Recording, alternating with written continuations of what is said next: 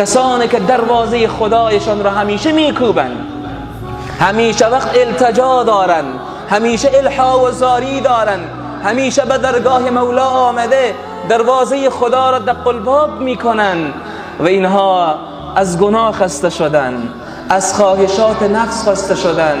از مکر و حیله های شیطان خسته شدن، به سبب ارتباط با مولا، به سبب رفاقت و دوستی با پروردگار عالم.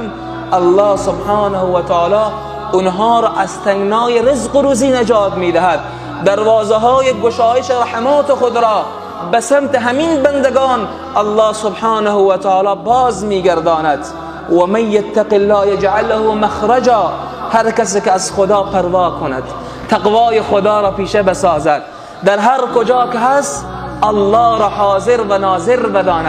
بداند که خدا مرا میبیند، اعمال من، افعال من، گفتار من، تمام عمل کرده زندگی من در زیر نظر پروردگار عالم هست. همچون کسانی خداوند اونها را در میان تنگناهای زندگی، در میان تاریکی های آخرت به اونها دروازه های از رحمت و روشنایی باز میگرداند.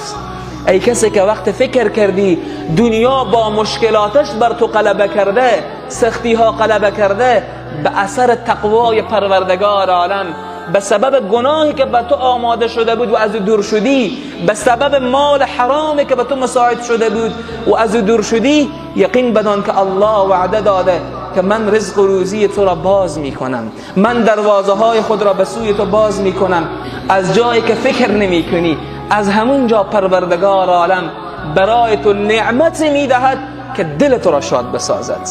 چون تو با او ارتباط گرفتی، چون فرمان خدای خود را قبول کردی. کسانی که با خدایشان ارتباط دارند، دست دوستی و رفاقت با خدا دادن، الله سبحانه و تعالی امور سخت و پیچیدهشان را آسان میگرداند. اگر فکر کردی مشکلات زندگی تو را فشار داده، اگر فکر کردی علمهای زندگی تو را خم نموده، پروردگار عالم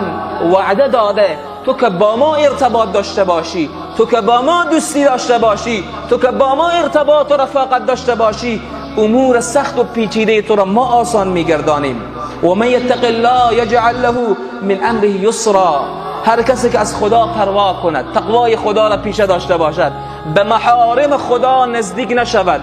و پیروی از اوامر الله را بکند، الله سبحانه و تعالی در کارهایش آسانی پدید می آورد. اگر گره های زندگی زیاد شده، به هر طرف می روی دروازه های زندگی بسته می شود، گره